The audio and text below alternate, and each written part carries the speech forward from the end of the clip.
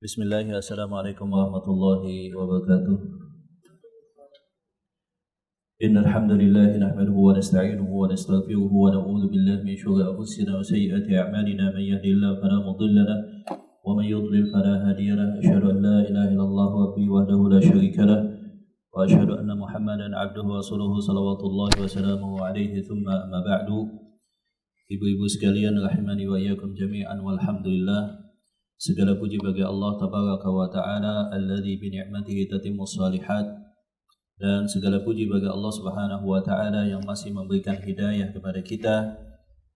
Dan insyaallah taala di kesempatan kali ini dengan niat i'tikaf dan juga talabul ilm, membuka satu hari dengan ketaatan kepada Allah Subhanahu wa taala sebagaimana yang dikatakan oleh sahabiyun jalil Abdullah bin Mas'ud radhiyallahu ta'ala anhu, bahwa tidak ada satu hari yang aku sedihkan kecuali satu hari yang bertambah pada hari itu usiaku, tetapi tidak bertambah amalanku di sisi Allah tabaraka wa ta'ala. Ibu-ibu yang dirahmati Allah subhanahu wa ta'ala, kita akan membahas tentang sedikit hal-hal yang berkenaan dengan keluarga muslim di dalam Islam, tentang hak dan kewajiban suami dan istri, dan hal-hal yang berkaitan dengan poin tersebut. Sebagai muqaddimah, kita akan membahas tentang visi hidup seorang muslim. Sebagaimana kita ketahui dan itu terdapat di dalam firman Allah Subhanahu wa taala di dalam suratul Baqarah sesudah ayat haji, di mana jamaah haji ketika saat wukuf di Arafah, demikian juga saat tawaf antara rukun Yamani ke Hajarul Aswad, itu disunnahkan mengucapkan kalimat Rabbana atina fid dunya hasanah wa fil akhirati hasanah wa qina adzabannar. Dan di antara mereka yakni kaum mukminin, mereka senantiasa berkeinginan dan berdoa kepada Allah, ya Allah, berikanlah kepada kami kebaikan, kebahagiaan di dunia, dan berikan juga kepada kami kebaikan dan atau kebahagiaan di akhirat, dan selamatkanlah kami daripada api neraka Allah Subhanahu wa ta'ala. Doa ini, kata para ulama, senantiasa diucapkan dengan dhamir atau kata ganti jamak, dan tidak dipilih dengan dhamir atau kata ganti tunggal.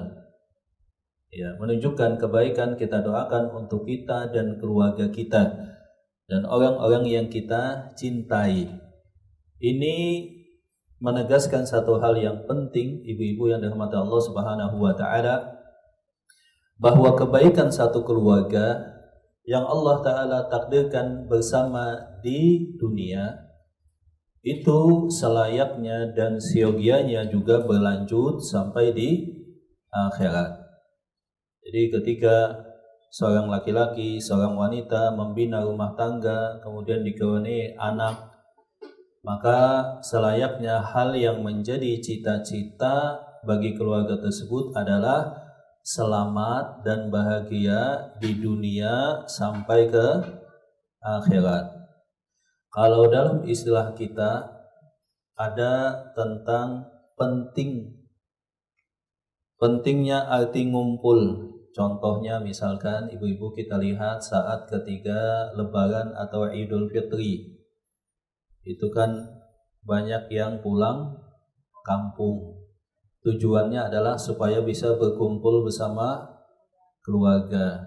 Padahal tiket lagi mahal, macet, capek, semuanya dikesampingkan karena saking ingin bertemu, kemudian ngumpul, melepas kangen, silaturahmi. Nah, ini ketiga di dunia. Hal yang demikian juga selayaknya menjadi keinginan ketiga di akhirat, ngumpul di surga Allah Subhanahu wa ta'ala. Dan di sebagian tempat, misalkan di Jawa, itu ada istilah, ada gium, ngumpul mangan orang mangan, sing penting ngumpul. Makan atau enggak makan yang penting ngumpul. Seakan-akan ngumpul itu lebih penting daripada mangan. Ya, yang penting ngumpul, menunjukkan betapa ngumpul bersama keluarga itu luar biasa. Nah, tetapi sebelum ngumpul sendiri ada dua, Bu, kelak di akhirat. Ada ngumpul yang membahagiakan, ya. Iya, kembali kita lanjutkan. Tadi ngumpul di dunia, kemudian juga ngumpul di akhirat. Adapun ngumpul di akhirat itu tentu saja ada dua. Yang pertama adalah ngumpul yang membahagiakan, yaitu ngumpul di jannah, ngumpul di surga Allah Subhanahu wa taala. Dan yang kedua adalah ngumpul yang mencelakakan, yaitu ketika bertemu di neraka Allah Subhanahu wa taala. Di tengahnya antara dunia dengan akhirat, surga dan neraka, ada nanti kelak ketemu di padang mahsyar. Di padang mahsyar itu Allah Ta'ala berfirman, yauma yafirul mar'u min akhi wa ummihi wa abi wa sahibatihi wa bani likulli imri'in minhum yawma idzin sya'nu yughni. Ini di dalam surah Abasa. Yauma yafirul mar'u min akhi, hari ketiga seseorang lari dari saudara kandungnya. Wa ummihi wa abi, seorang anak lari ketika bertemu orang tuanya. Wa sahibatihi wa bani, dan seorang suami lari ketika ketemu dengan istrinya dan juga anak-anaknya. Kenapakah demikian? Sebab di padang mahsyar itu adalah disebut juga dengan yaumul hisab wal mizan, disebut juga dengan hari penghitungan amal dan juga timbangan amal. Maka setiap orang dia takut dimintakan pertanggungjawaban terhadap hak yang belum dia tunaikan. Jadi satu-satunya momentum ibu-ibu, seorang anak takut ketemu orang tua takut ketemu anak, istri takut ketemu suami, suami takut ketemu istri, demikian juga sebaliknya. Padahal sangat pengen ngumpul, itu adalah saat dimana tadi di padang mahsyar.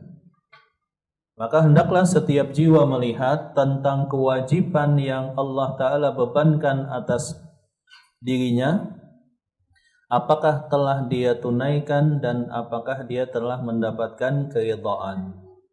Ibu-ibu misalkan sebagai seorang istri melihat dan evaluasi, apakah dia telah menjalankan kewajiban dan menunaikan hak suami dan anak-anaknya. Seorang suami mengevaluasi, kemudian juga memperhatikan apakah dia telah menunaikan kewajiban dia dan menunaikan hak istri dan anak-anaknya. Demikian juga orang tua terhadap anak dan anak terhadap orang tua. Keadaan tidak sesederhana yang dibayangkan, sebab setiap segala sesuatu punya tanggung jawab dan setiap orang adalah pemimpin, dan setiap kita akan diminta pertanggungjawaban terhadap apa yang kita pimpin. Kata Rasulullah SAW, kullukum ra'in wa kullukum mas'ulun an ra'iyati. Setiap kalian adalah pemimpin dan setiap kalian akan dimintakan pertanggungjawaban terhadap apa yang dia pimpin. Seorang laki-laki adalah pemimpin di keluarganya, seorang istri adalah pemimpin di rumah tangganya, dan setiap pemimpin akan dimintakan pertanggungjawabannya, dan itu adalah di padang mahsyar. Kalau kita ingat ini ibu-ibu, sudah nggak ada nafsu lagi jadi caleg, Bu, ya. Ya wong ini saja jadi istri saja, potong jawabnya beratnya minta ampun. Jadi suami saja pertanggung jawabannya minta ampun. Apalagi misalkan jadi caleg syarat minimal sekian ribu suara. Nah, sekian ribu orang tadi kelak akan memintakan pertanggungjawaban. Makanya Rasulullah SAW menyatakan kepada Abu Dzar Al-Ghifari, takutlah engkau terhadap kekuasaan, sesungguhnya kekuasaan itu adalah penyesalan pada hari kiamat. Innaha nadamah. Ya, innaha nadamatun wa khasarah. Sesungguhnya kekuasaan itu akan berujung pada kerugian dan penyesalan. Ya. Selanjutnya ada juga setelah padang mahsyar itu kan imma jannah wa imma nar. Kalau tidak ke neraka maka ke surga Allah Subhanahu wa taala. Keadaannya tentu saja beda-beda. Ada satu keluarga yang ngumpul di neraka wal iyadzubillah. Ada yang satu surga yang kita berdoa, ada yang satu lagi kita berdoa kepada Allah semoga termasuk di dalamnya, ngumpul di surga Allah Subhanahu wa taala. Ada yang tercerai-beraikan, sebagian di neraka, sebagian di surga Allah Subhanahu wa taala. Maka seorang muslim dia senantiasa berdoa kepada Allah semoga dia berkumpul bersama orang yang dia cintai di surga Allah Subhanahu wa taala. Allah taala berfirman dalam surah Tur ayat ke-21. Dalam surah Tur ayat ke-21. Walladzina amanu wattaba'athum dzurriyyatahum biimanin alhaqna bihim dzurriyyatahum. Dan mereka yang beriman mereka akan dimasukkan ke dalam surga Allah Subhanahu wa taala, demikian juga anak keturunan mereka. Demikian juga anak keturunan mereka. Maka para ulama menyatakan semacam Al-Imam Ibnu Katsir, yajma'u bainahum wa baina ahbabihim fiha minal aba'i wal ahlina wal abna'. Kelak salah satu karunia Allah Ta'ala kepada orang yang beriman, jikalau dia beriman dan taat bersama keluarga, dia akan dikumpulkan bersama orang yang dia cintai, baik dari kalangan orang tua mereka dan anak keturunan mereka. Mimman huwa salihun lidukhulil jannah minal mu'minin. Jikalau syaratnya adalah mereka wafat dalam keadaan beriman. Litukirra a'yunuhum bihim, supaya mata mereka menjadi sejuk dan hati mereka menjadi bahagia. Sampai-sampai di dalam hadis ada seorang bapak diangkat derajatnya di surga Allah Subhanahu wa taala. Sesungguhnya surga Allah mempunyai 100 tingkat dan mempunyai 8 pintu. Maka ditanyakan, kenapakah derajatku ditinggikan? Maka dijawab bahwa dia ditinggikan derajatnya di surga karena sebab istighfar anaknya. Ya, jadi keluarga itu bisa memberikan syafaat satu dengan yang lainnya. Suami memberikan syafaat kepada istrinya, orang tua kepada anaknya, anak kepada bapaknya dengan izin Allah Subhanahu wa taala. Dalam surah yang lain, surah Ar-Ra'd ayat ke-23, Ar-Ra'd ayat 23, Allah Ta'ala berfirman, Jannatu adnin. Itu adalah surga-surga Allah Subhanahu wa ta'ala, yadkhulunaha, yang akan dimasuki oleh orang yang beriman, wa man salaha min abaihim wa azwajihim wa dzurriyyatihim. Demikian juga orang yang berhak dari kalangan orang tua dan juga istri mereka dan anak keturunan mereka. Maka mengumpul di surga itu adalah reuni yang paling indah ketika satu keluarga kembali mengumpul di surga Allah Subhanahu wa taala. Maka kalau kita lihat ibu-ibu yang dirahmati Allah Subhanahu wa taala, kunci yang paling pertama dan utama yang sangat menentukan itu terletak di pundak kepala keluarga, para bapak, para suami. Makanya saya kadang sering ngulang satu tema khutbah, yaitu tentang kewajiban kepala rumah tangga, saking penting dan menentukannya. Saking penting dan menentukannya. Maka kita bahas dulu. Kita kan sering membahas tentang bahwa para istri wajib taat kepada suami. Rasulullah SAW menyatakan, "Lau anni amartu li ahadin ayyasjuda li ahadin la amartul mar'ata an tasjuda li zawjiha." Kalau aku boleh memerintahkan seorang manusia sujud kepada manusia yang lainnya, maka pasti yang pertama kali aku tekankan untuk sujud itu adalah seorang istri kepada suaminya. Rasulullah SAW juga menyatakan, "Wa naruki au jannatuki." Suami engkau adalah surga atau neraka engkau. Dan para sahabiyah, mereka senantiasa tidak bisa tidur di malam hari sampai mereka telah diridhai oleh suami mereka. Kalau tidak, mereka katakan, "Ini tanganku, aku tidak bisa tidur kecuali engkau telah ridha kepadaku." Ini kita insya Allah sudah memahami tentang bahwa istri wajib taat kepada suami dalam hal-hal yang ma'ruf. Batasannya yang pertama, kalau itu bukan maksiat. Kalau maksiat maka tidak boleh taat. Yang kedua, jikalau istri mampu. Kalau istri enggak mampu maka tidak ada kewajiban taat. Ya, yang ketiga, bahwa kewajiban istri untuk taat kepada suami itu ada dua tingkatan. Yang pertama, istrinya taat kepada suaminya karena dipaksa dan takut. Yang kedua, istri taat kepada suaminya karena semangat ingin berbakti dan mencari ridha suaminya. Di antara dua ini mana yang ideal? Yang pertama atau yang kedua, Bu? Yang kedua. Ya, ada sebagian suami mungkin ngancam istrinya.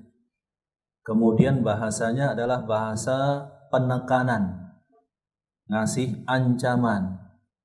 Tetapi di atas itu yang lebih tepat adalah ya motivasi, kemudian musyawarah, akhlak yang baik, sehingga tanpa diperintah istri akan taat sepenuhnya kepada suaminya. Dan seorang istri wajib taat kepada suaminya dan tidak boleh sama sekali meminta cerai. Kalau ya, hanya dibolehkan meminta cerai kalau yang pertama apa? Suaminya berbuat kesyirikan atau tidak sholat atau salah satu pembatal syahadat. Ya, seperti itu. Yang kedua, jikalau tidak memberikan nafkah. Yang ketiga, atau jikalau melakukan kekerasan dalam rumah tangga. Ya, selain demikian, maka tidak boleh sama sekali seorang istri mencabut ketaatan, apalagi sampai meminta perceraian. Nah, sebaliknya, tanggung jawab suami juga sangat berat. Tanggung jawab suami karena dia kepala rumah tangga itu sangat berat. Selain istri wajib taat, suami juga wajib betul-betul menyadari tanggung jawab yang Allah Ta'ala bebankan di pundak dia sangat luar biasa berat. Kekurangan kita itu, Bu, banyaknya pernikahan muda dan mudi hanya atas dasar landasan cinta, ya, keinginan, ketertarikan satu dengan yang lain, nggak tahu tentang hukum pernikahan. Apa sih hak suami, apa hak istri, apa kewajiban suami, apa kewajiban istri, bagaimana adab keduanya satu dengan yang lainnya, apa saja jenis nafkah, bagaimana cara supaya harmonis dalam rumah tangga, dan bagaimana hukum-hukum yang berkenaan dengan rumah tangga. idealnya sebelum nikah ada semacam pelatihan lah katakanlah, atau belajar dulu tentang fikih rumah tangga, harus khatam dulu seperti itu. Kadang-kadang kan nikah tapi nggak tahu, blank tentang fikih rumah tangga. Nah, apa saja kewajiban seorang suami? Yang pertama tentu saja adalah mengajarkan agama. Mengajarkan agama di sini maksudnya adalah kepada istri dan anak-anaknya tentang hal yang pokok dan sangat mendasar dalam agama. Contohnya tentang tauhid, kemudian tentang rukun iman dan rukun Islam, kemudian membaca Al-Quran, kemudian ibadah praktis keseharian, ya, sholat, puasa, seperti itu. Kemudian juga tentang batasan aurat dan tentang bagaimana ya seorang anak memasuki fase balik. Ini wajib diajarkan oleh kepala rumah tangga. Jikalau dia punya keterbatasan ilmu dan waktu, maka anak tadi disekolahkan. Tapi menyekolahkan anak itu tidak mencabut kewajiban seorang kepala rumah tangga, hanya memindahkan sebagian kewajiban kepala rumah tangga untuk mengajarkan anaknya. Termasuk begini, misalkan ummahat ikut kajian, ini tidak menghilangkan kewajiban para suami untuk mengajarkan istrinya, tapi hanya untuk meringankan. Mungkin karena sibuk mencari nafkah, mungkin karena terbatasnya ilmu, seperti itu. Karena itulah Allah Subhanahu wa taala berfirman, wa'mur ahlaka bis-sholati wastabir 'alaiha la nas'aluka rizqan nahnu narzuquk wal 'aqibatu lit-taqwa. Dalam surah Thaha ayat 132. Perintahkanlah keluarga kalian untuk sholat. Jadi kalau ada perintah untuk sholat, berarti ibu-ibu adalah perintahkan. Sebelum diperintahkan apa? Diajarkan dan dimotivasi.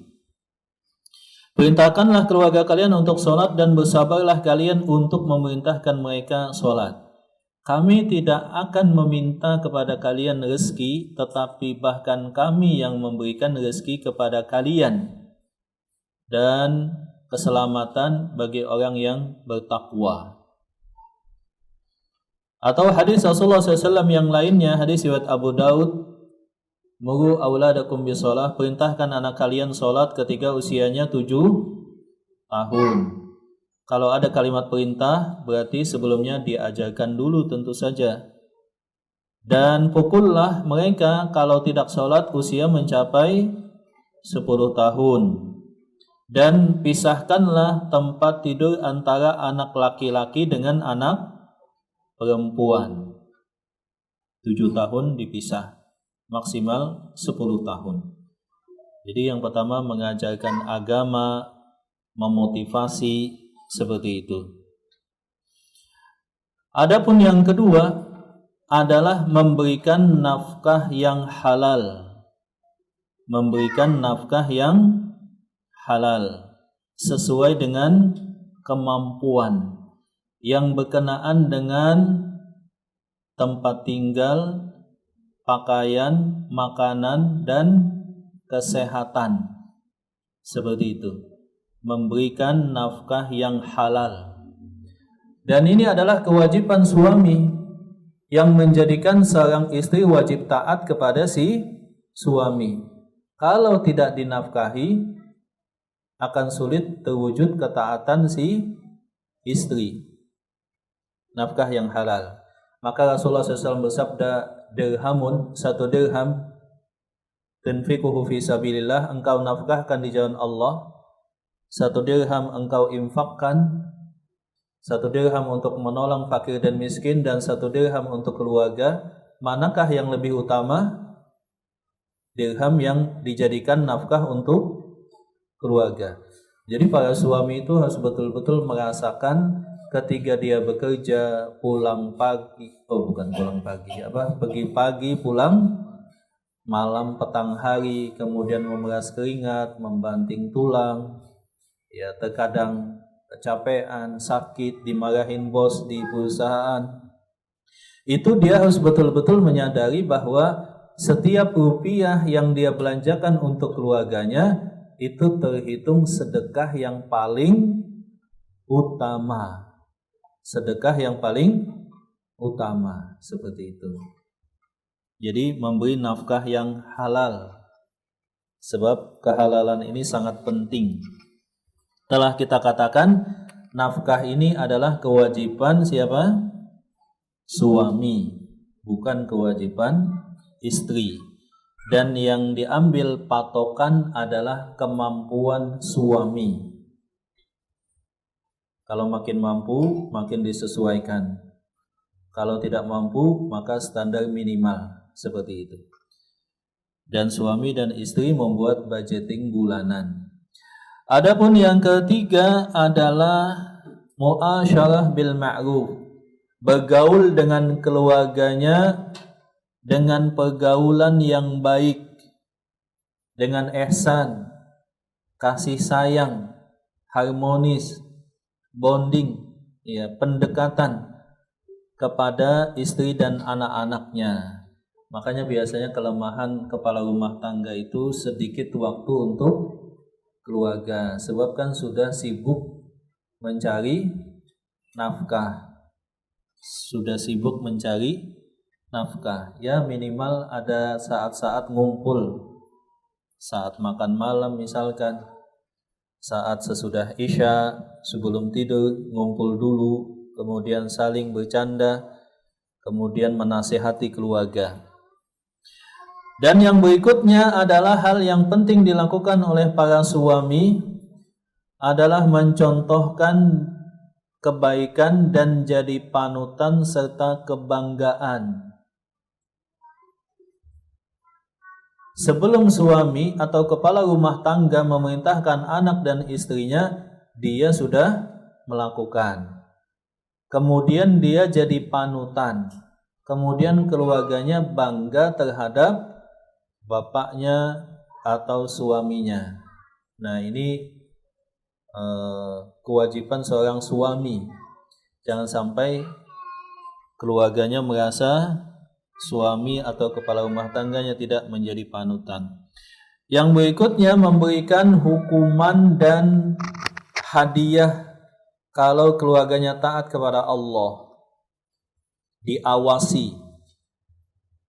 Makanya Rasulullah SAW memerintahkan anak tadi boleh dipukul, istri dinasehati. Kalau tetap nggak mau pisah ranjang. Kalau tetap tidak mau ditolak atau dipukul dulu pada pukulan yang tidak membahayakan. Tetap tidak mau, boleh talak 1. Baru kemudian yang berikutnya seorang kepala rumah tangga, bukan hanya kepala rumah tangga, istri dan anak masing-masing itu ditekankan untuk saling mendoakan. Makanya saya sering nasihati, istri harus sering mendoakan suaminya, suami harus sering mendoakan istrinya, anak sering mendoakan orang tuanya, orang tua sering mendoakan anak-anaknya. Ya, seperti itu harusnya. Maka kalau kita ringkas di sini, Ibu, bahwa kewajiban suami untuk memastikan anak keluarganya masuk ke dalam surga selamat dari api neraka, itu adalah kewajiban yang paling besar. Berdasarkan firman Allah, ya ayyuhalladzina amanu qu anfusakum wa ahlikum nara. Wahai orang yang beriman, jagalah diri kalian dan keluarga kalian dari api neraka. Seperti itu. Maka ini sangat penting dan mungkin bisa kita perhatikan, walaupun di sini ibu-ibu bukan para suami ya, nggak masalah. Intinya hubungannya timbal balik, supaya ya sesuai dan seimbang. Tujuannya apa tadi? Ngumpul di surga Allah Subhanahu wa taala. Amin ya rabbal alamin. Seperti itu. Ini mungkin mukaddimah saja ibu-ibu. Sisanya tanya jawab, kita bisa luaskan kalau ada pertanyaan atau ada tambahan atau ada kasus-kasus yang butuh pada jawaban. Tentang pentingnya ngumpul di surga Allah bersama keluarga, dan ternyata yang sangat menentukan adalah si kepala rumah tangga. Dia wajib memastikan keluarganya beriman dan taat kepada Allah Subhanahu wa taala, demikian juga istri dan anaknya. Maka tidak ada yang paling membahagiakan bagi kepala rumah tangga kecuali kalau dia melihat istri dan anaknya semangat dalam ketaatan kepada Allah Subhanahu wa taala. Sampai di sini mungkin mukaddimahnya. Sebelum kita berdalam lewat tanya jawab, dipersilahkan ibu-ibu. Alhamdulillahirabbil alamin.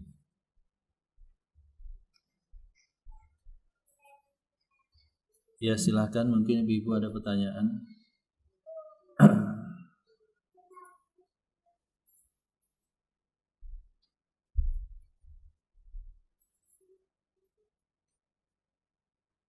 Silakan Bu.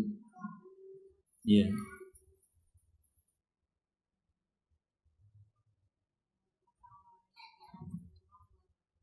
Waalaikumsalam warahmatullahi wabarakatuh.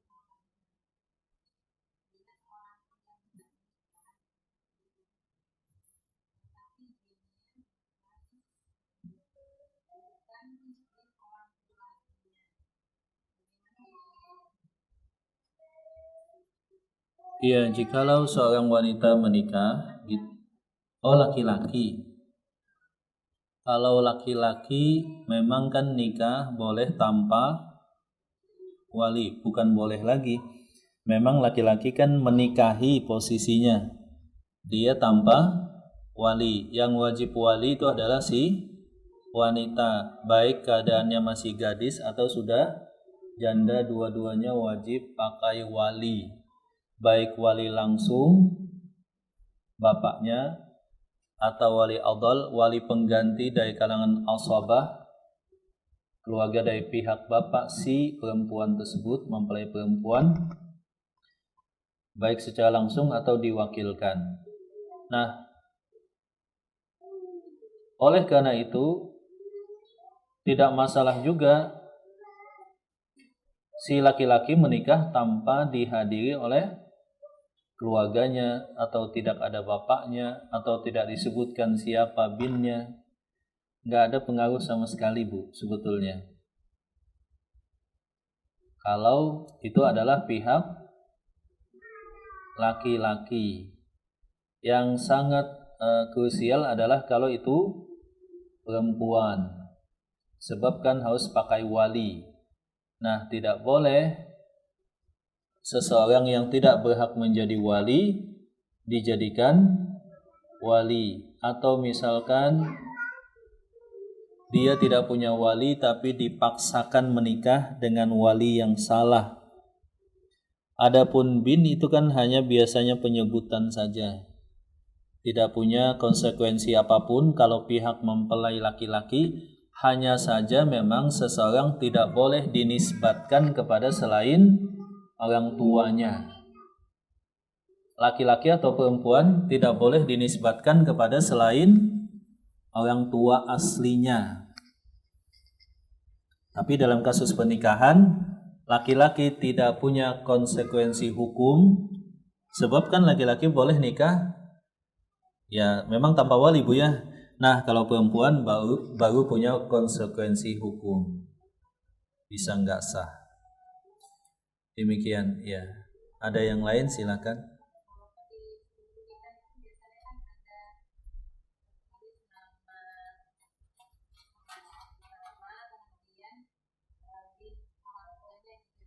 Iya betul.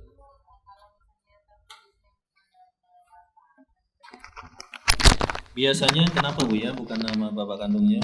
Kena apa? Anak angkat atau apa?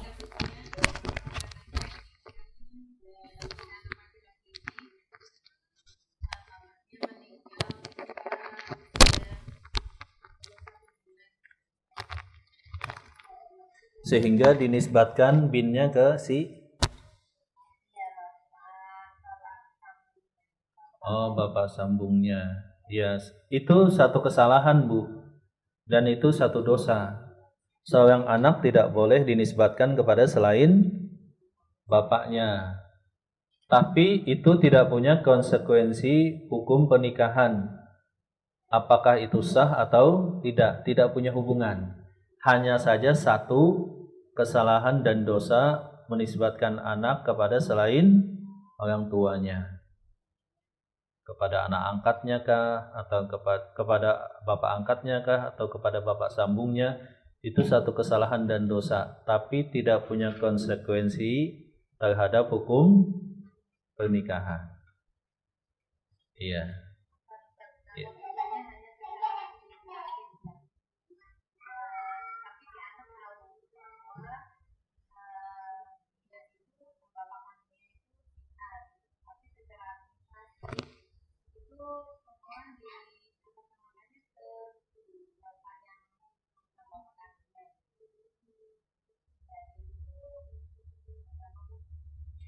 Iya, tujuannya untuk apa Bu ya? Memudahkan administrasi, wallahu alam. Yang jelas sebetulnya ada hadis Rasulullah SAW, ya tidak boleh seseorang dinisbatkan kepada selain orang tuanya. Tapi memang di administrasi kita terkadang ada kondisi-kondisi yang mungkin sulit Bu ya. Contohnya misalkan seorang wanita, ini hanya sekedar contoh. Seorang wanita misalkan menikah, punya anak, tapi dulu tidak pakai surat nikah. Kemudian nikah yang kedua, diuruslah surat nikah. Supaya anak tadi masuk dalam KK, maka anak tadi terpaksa dinisbatkan kepada bapak sambung suami yang kedua kalinya dari si ibu si anak tadi. Itu contoh saja Bu ya. Contoh saja. Memang kadang-kadang ada kondisional yang menjadikan seseorang hanya sekedar administrasi. Tapi kalau ditanya dia harus menjelaskan. Masalahnya begitu Bu. Kalau ditanya, ini sebetulnya bapaknya siapa? Sebetulnya si bapaknya bukan si fulan, tapi bapaknya adalah fulan yang lain, yang juga dulu halal sah nikahnya. Misalkan seperti itu. Tapi karena kondisi yang memaksa, wallahu alam apakah yang demikian diperbolehkan.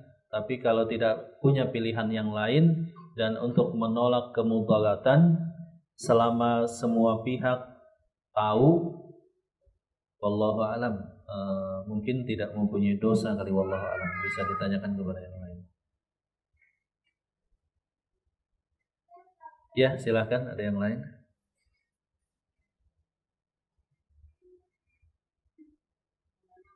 Ya, silakan Bu. Kalau bapak tiri dari si wanita,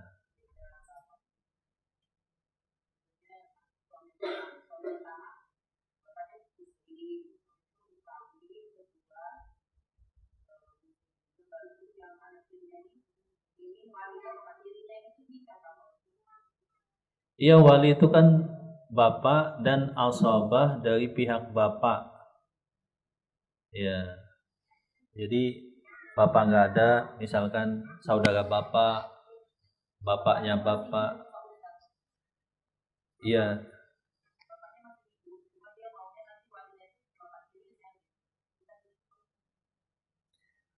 Bapak kandung maksudnya Bu.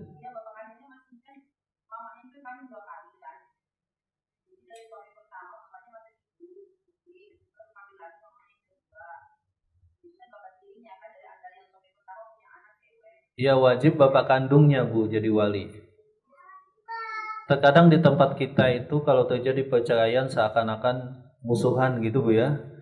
Padahal perceraian itu ya seperti biasa terjadi perceraian, tetapi kalau ada hak dan kewajiban itu tetap berlangsung. Contohnya tidak ada perpisahan antara bapak dengan sang anak. Seorang istri tidak boleh menghalangi suaminya kalau ingin ketemu anaknya. Nafkah anak tetap ditanggung oleh bapaknya. Nanti anaknya yang perempuan kalau nikah panggil lagi mantan suaminya atau bapaknya untuk jadi wali. Seakan-akan kalau sudah terjadi perceraian dijadikan musuh. Nah, ini salah, Bu. Tetap saudara seiman dan se-Islam, dan dia adalah bapak dari si anak-anak yang wajib memberikan nafkah, tetap memberikan kasih sayang dan kedekatan, difasilitasi, tidak boleh dihalangi. Kemudian diberitahukan ketika si anak perempuan yang jenis kelaminnya perempuan akan menikah, supaya mantan suaminya siap dan bersedia menyisihkan waktu untuk jadi walinya. Seperti itu. Nggak boleh, kecuali diwakilkan. Diwakilkan secara lisan bahwa bapak aslinya berhalangan, kemudian dengan akad perwakilan mewakilkan kepada bapak tiri atau kepada siapapun, itu boleh. Ya, yang penting bisa lewat surat, bisa lewat telepon, diwakilkan. Bukan bapak tirinya yang jadi wali, tapi bapak tirinya mendapatkan mandat perwakilan dari wali asli, gitu Bu. Dan yang namanya jadi wakil kan siapa saja, kalau walinya berhalangan.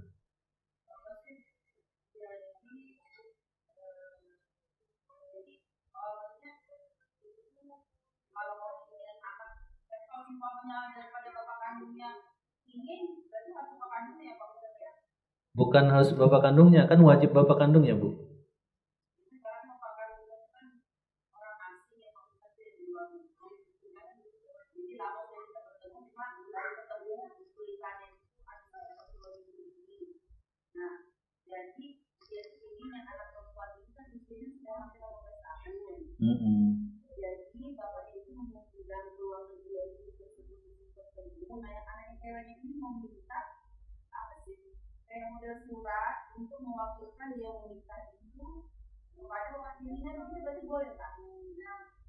Iya, boleh surat kuasa perwakilan. Kalau nggak ada itu, berarti kalau bapak kandungnya berhalangan, berarti bapak dari bapak kandung, kakeknya gitu maksudnya, atau saudara dari si bapak kandung, itu wali perpindahan. Wali utama nggak ada, pindah ke wali asabah, wali adal, baik itu paman atau kakek si anak perempuan tersebut dari jalur bapaknya. Ya. Baik, ada yang lain silahkan, ibu-ibu. Ya, silakan Bu.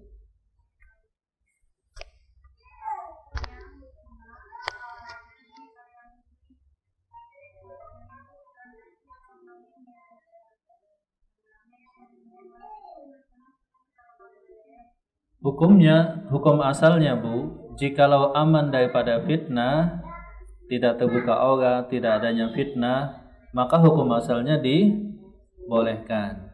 Jikalau tidak ikhtilat, tidak ada fitnah dan tidak ada aurat yang terlihat atau tersifatkan bentuknya, maka hukum asalnya boleh. Hukum asalnya boleh. Contohnya misalkan mau senam, ya lebih aman di tempat senam khusus ibu-ibu, perempuan, atau jam khusus. Kemudian mau jogging misalkan, katakanlah saat ini kan rame joggingnya di Green City misalkan ya. Nah, pilih jalan yang agak sepi, jangan yang lagi rame atau jamnya.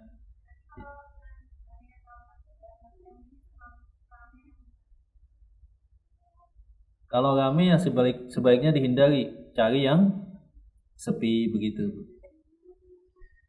Kan banyak spot, banyak jalan yang sepi, itu lebih hati-hati. Maksudnya daripada ramai kan mungkin timbul fitnah. Jadi hukum asalnya nggak masalah sih, mau jogging, mau lari, selama aman daripada fitnah. Kalau ibu-ibu lebih aman tentu ditemani sama mahramnya. Ya, kadang-kadang mungkin ada wanita yang terfitnah nganggapnya belum nikah misalkan. Intinya seperti itulah, tidak ada fitnah. Patokannya tidak ada fitnah. Sebab olahraga itu kan kebutuhan setiap manusia supaya dia bisa sehat, bisa di rumah, bisa jogging di jalan, bisa senam di tempat senam, dengan tetap menjaga supaya dipastikan tidak ada fitnah. Intinya seperti itu.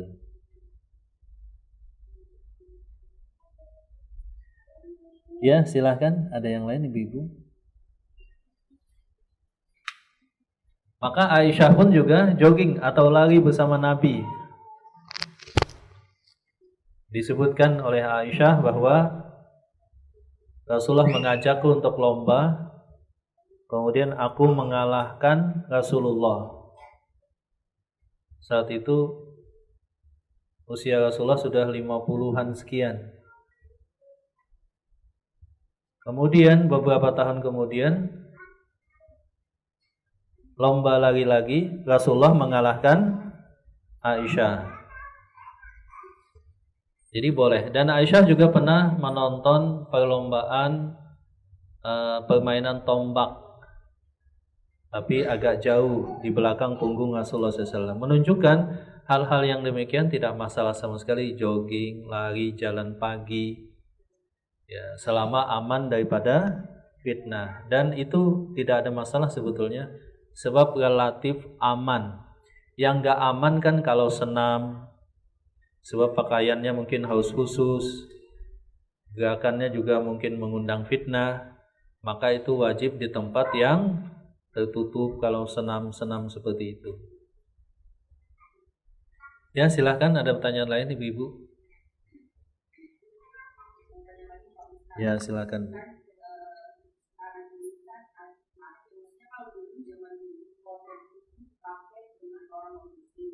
Apanya, Bu? Oh ya.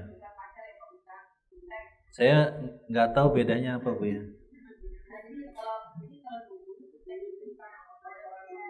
Ya.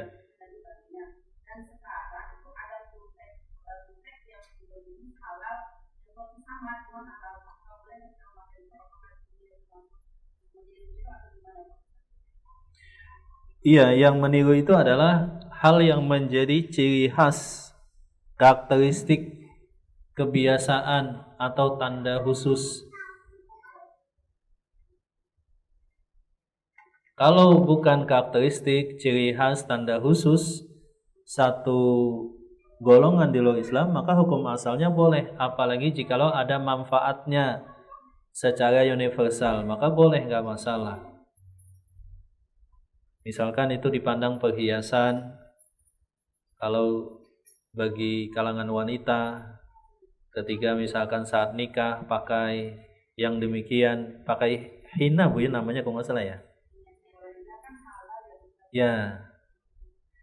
Dan memang harus demikian, yang tidak menghalangi sampainya air wudu saat wudu atau air ketika mandi saat mandi haid atau junub.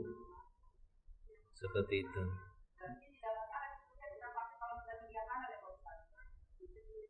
Ya, kalau dipastikan, dan itu bukan berhias kepada laki-laki asing, tidak ditampakkan.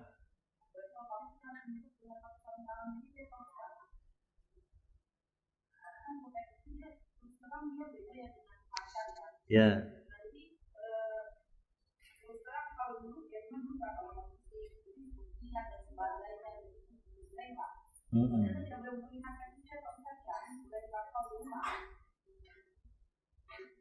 Sebetulnya telapak tangan itu kan tidak aurat bagi wanita. Tapi kalau telapak tangannya dihias dan misalkan ada kemungkinan menimbulkan fitnah, ya lebih amannya demikian. Tapi kalau aman tidak menimbulkan fitnah, maka kembali hukum asalnya telapak tangan wanita atas pendapat yang lebih kuat itu bukan aurat. Ya, silahkan ada yang lain ibu-ibu. Misalkan pertanyaan tentang dagang atau jual beli atau tentang fikih keluarga. Masih ada waktu 10 menitan lagi. Ya.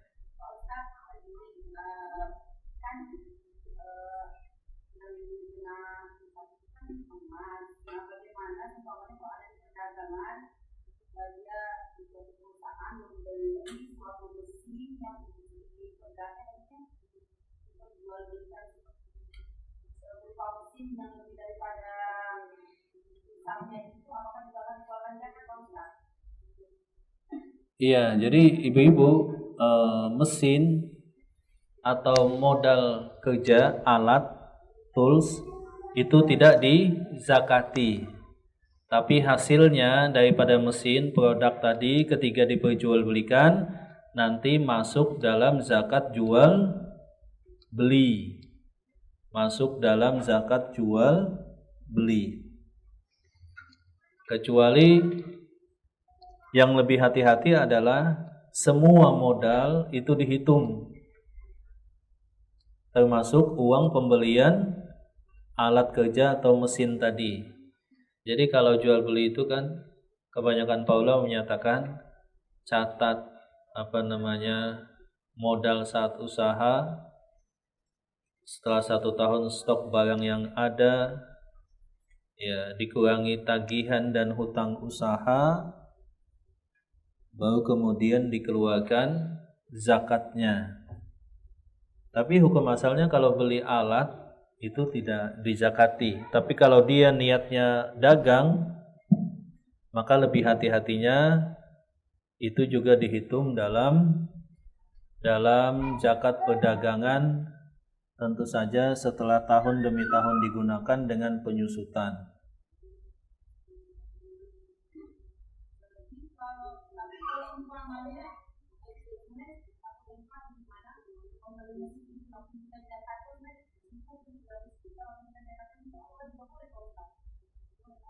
Kenapa Bu?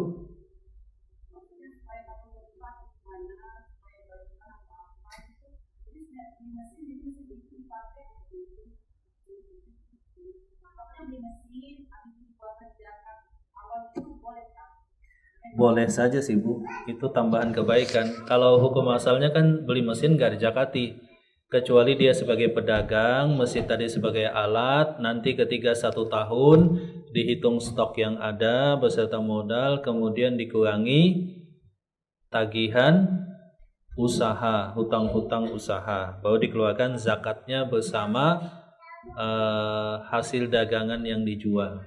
Hukum asalnya beli mesin saja, beli alat itu tidak dizakati.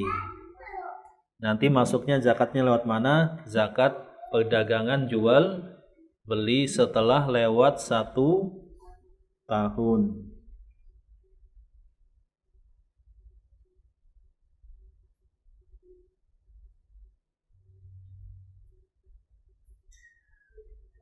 Baik.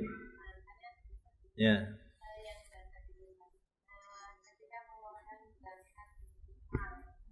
Zakat mal.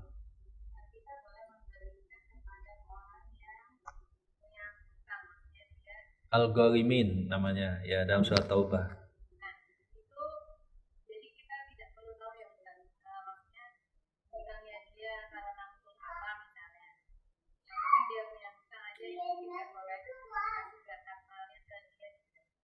Iya, jadi innamas shadaqatul fuqara'il masakin wal 'amilina 'alaiha wal mu'allafati qulubuhum wa fil riqabi wa fisabilillah, kemudian wal gharimin. Nah, al gharimin itu adalah orang yang terlilit hutang dan tidak punya kemampuan untuk melunasi hutangnya.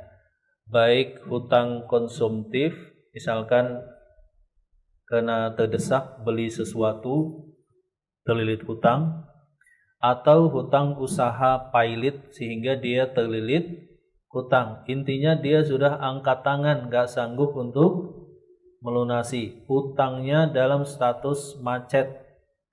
Nah, itu yang dizakati. Ketika orang yang berhutang tadi memang terlihat kesungguhan niat untuk berusaha melunasi hutangnya.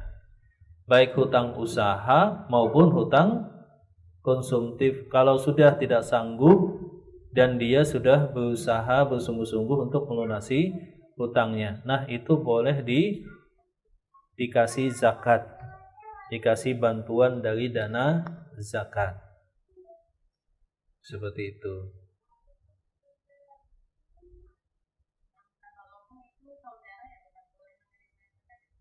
Kalau saudara justru lebih utama. Kalau kita berzakat kepada keluarga, maka kita dapat 2 pahala, kata para ulama. Pahala ibadah mengeluarkan zakat, dan yang kedua pahala menyambung silaturahmi. Maka lebih utama zakat kepada keluarga yang berhak sebelum kepada orang lain. Sebelum kepada orang lain. Yang tidak boleh adalah yang misalkan seorang anak berzakat kepada orang tuanya, atau suami berzakat kepada anak dan istrinya. Tapi kalau saudara, keponakan, sepupu masih boleh. Ya, silahkan ibu-ibu yang lain mungkin ada pertanyaan.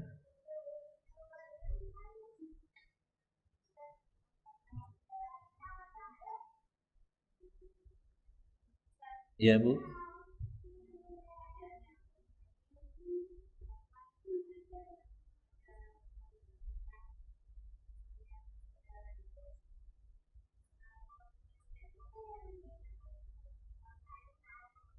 Boleh, Bu.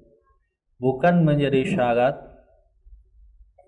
apalagi ditekankan untuk menyebutkan bahwa harta yang kita berikan kepada dia adalah zakat. Sebab yang menjadi patokan adalah niat kita ketika mengeluarkan harta. Apakah itu hibah atau hadiah, apakah itu adalah zakat. Adapun menyebutkan ini zakat, itu dilihat maslahatnya.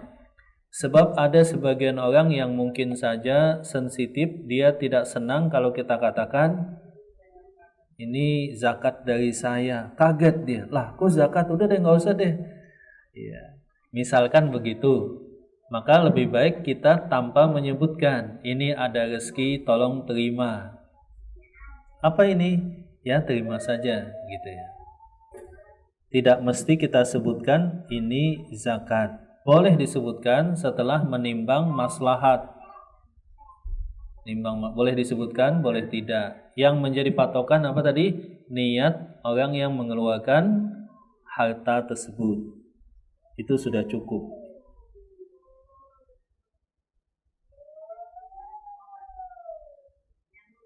Ya.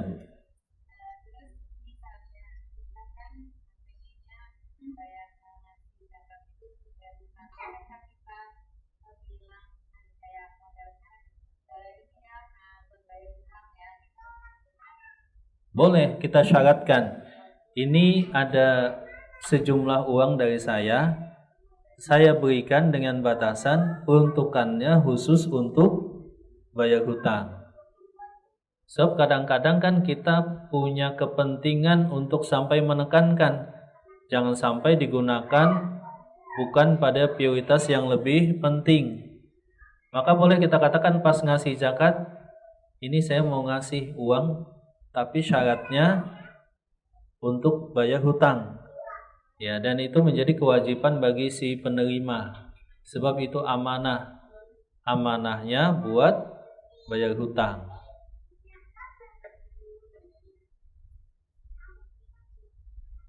Dan memang yang lebih direkomendasikan adalah kalau wakaf manfaat gitu Bu. Kalau zakat, maka zakat yang memberdayakan. Contohnya dalam bentuk modal usaha dalam bentuk pelunasan hutang supaya bisa bangkit kembali atau hal-hal yang semacam demikian.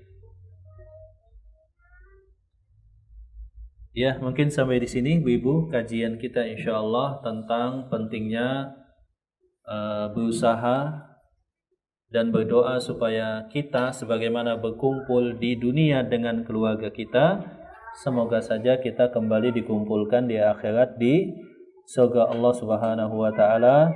Dan juga penjelasan tentang kewajiban suami sebagai kepala rumah tangga dan kewajiban seorang istri yang wajib taat kepada suaminya dengan batasan-batasan yang tadi telah saya sebutkan. Semoga bermanfaat. Barakallahu fikunna. Subhanakallahumma rabbana wa bihamdika asyhadu an la ilaha illa anta astaghfiruka wa atubu ilaik wa akhiru da'wana alhamdulillahi rabbil alamin.